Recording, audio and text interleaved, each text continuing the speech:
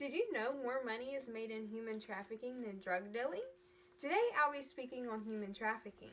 Even though I don't have a personal experience, I find it an interesting topic because it's a form of organized crime. While researching this topic, it's helped me learn about it and receive knowledge and understanding, and it makes me think even more that everyone, including myself, needs to be more alert. So, what I'll speak about is what is human trafficking and where did it start? How and why do people participate, and how can we help?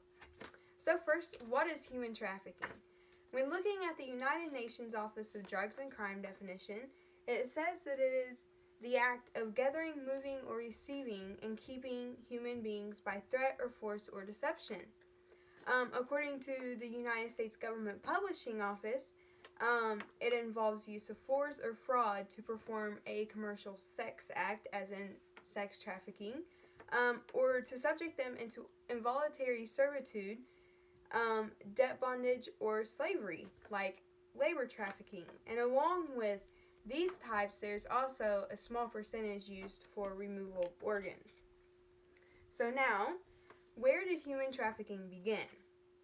When researching this topic, I found it quite interesting. It goes all the way back to the American slave trade.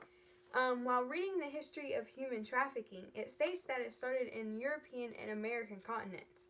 From there came white slavery, and according to the same article, white slavery was the use of force and deceit of drugs for white women or white girls to perform prostitution against her will. Throughout the years, this has been tried to be stopped by the government. From this, it led to the trafficking of women and children for prostitution through World War I and also the United Nations, ultimately turning into the modern human sex trafficking, or human trafficking. Now, since we have a basic understanding of human trafficking and what it is, we'll go in deeper and speak of how this organized crime organization works. When looking at who is involved in human trafficking can be surprising. Louise Shelley speaks in her book Human Trafficking: A Global Perspective about how it varies from multinational organizations to small-scale entrepreneurs to large criminal organizations. When explaining the different types of people that make up a human trafficking ring can come as a shock. Surprisingly, some of the individuals participating in this are women. This is so surprising because women is most known as the victims, let alone committing the crime. There are also people that we would normally think of as trustworthy individuals, like the military, security personnel, and the police. It seems that in communist parts of the world, the military and police are the biggest part in these human trafficking rings. Shelley gives many examples of human trafficking, as in Nigerian women trafficked to Italy, Vietnamese in the United Kingdom, and a Thai trafficking case in Washington, D.C. She also states that no region of the world has remained untouched, which is backed by the UNODC. So how do people fall to be victims of this horrible crime? Recruitment, transport, and control. Recruitment begins when a trafficker finds an individual. This individual's outlook can range from being a vulnerable, almost hopeless person to someone looking for a better opportunity or trying to make money. It even ranges to someone looking for a spouse, you name it. In recruiting, it's a building of trust and forming a bond. Many times, traffickers recruit friends and even family members. Some human traffic rings post advertisements to disguise themselves as a job.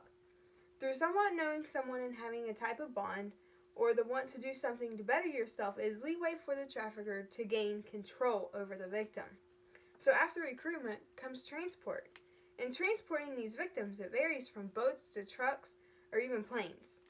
Something that is somewhat common is the bribing of guards at countries' borders.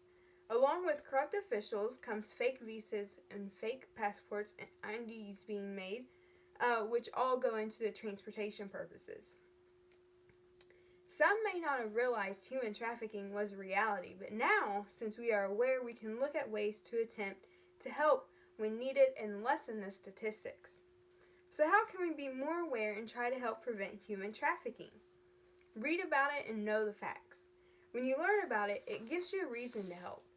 So in reading the Human Trafficking Prevention, Intervention, and Recovering Act of 2015, it states that according to the Federal Bureau of Investigation, sex trafficking is the fastest growing business of organized crime and the third largest criminal enterprise in the world.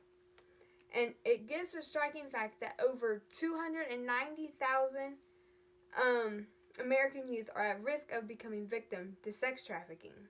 And according to this document, prevention includes supporting hotline shelters, different social and legal services, and programs to help with safety and education. When it comes to why we should help, this is Sandra Wawaruntus.